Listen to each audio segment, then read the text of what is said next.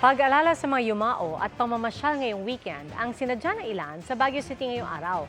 At nakatutok doon live si Claire Lacanilaw Gumpa ng GMA Regional TV. Claire?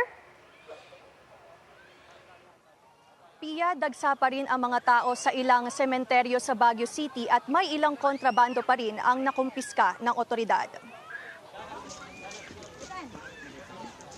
Ngayong araw, piniling dumalaw ng ilang tao sa Baguio City Public Cemetery upang makaiwas sa dagsa ng mga dumalaw kahapon.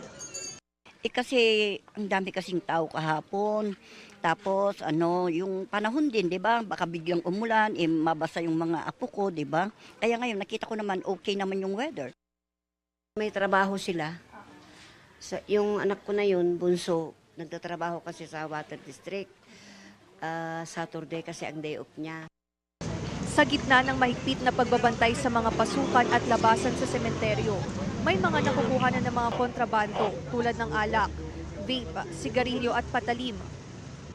Dahil undas long weekend, sinusulit ng ilan ang pamamasyal sa City of Pines.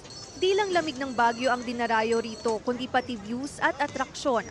Every 2 years kami nagpupunta kasi syempre habol namin yung lamig. Tsaka para together na rin sa family, banding namin. Inaasahan ng Baguio City Police Office na mahigit 10,000 tourists ang daragsa sa lungsod ngayong weekend.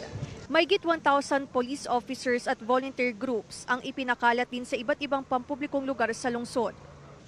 Mag-ingat po, especially pag nasa mga matataong lugar tayo, i-secure po natin yung ating mga personal na mga gamit. At pag meron po tayong nakitang kahinahinala, mangyari pong i-report sa ating mga pulis kasi marami po tayong mga pulis na naka-deploy dyan.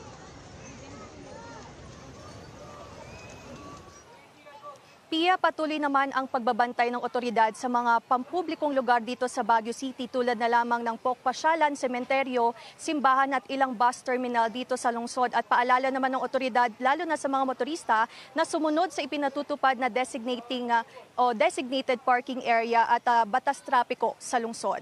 At yan muna ang latest dito sa